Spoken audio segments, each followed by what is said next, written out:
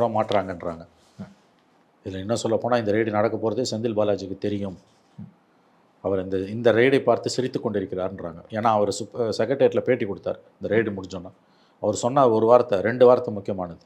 இது எந்த எஃப்ஐஆர் அடிப்படையில் ரெய்டு? ஏன்னா ப்ரெடிகேட் அஃபென்ஸ்னு சொல்லக்கூடிய ஏற்கனவே நடந்த குற்றத்தின் அடிப்படையில் தான் இடி உள்ளே வர முடியும். 2011, 26, 21 எடப்பாடி பீரியடில் 25 எஃப்ஐஆர் போட்டிருக்கான் டிவிஎஸ்சி.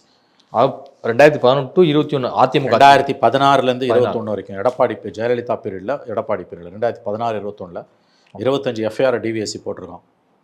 அந்த எஃப்ஐஆர் அடிப்படையில் வந்தாங்களா அல்லது ஸ்டாலின் கவர்மெண்ட் வந்த பிறகு டிவிஎஸ்சி டாஸ்மாக் மேலே எஃப்ஐஆர் போட்டு தான் நமக்கு தெரியல. எடப்பாடி பீரியடில் கூட டாஸ்மாக் ஊழலை பற்றி விசாரிப்பதற்கு ஒரு முதுகெலும்பு, சிறிதளவு முதுகெலும்பு டிவிஎஸ்சிக்கு இருந்தது எஃப்ஐஆர் போடுறது.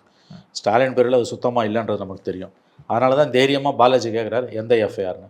ரெண்டாவது அவர் சொன்ன சுவாரஸ்யமான ஒரு தகவல் அந்த ப்ரெஸ் மீட்டில் 5 நிமிஷம் தான் அது. அதிமுக ஆட்சியில் என்ன நடந்ததோ அதே தான் எங்கள் ஆட்சியும் தொடருது, அதே நடைமுறை தான் தொடருதுன்றார். என்ன அர்த்தம்? அவங்க எப்படி கொள்ளடிச்சாங்களோ அதே தான் நாங்களும் கொள்ளடிச்சோம்.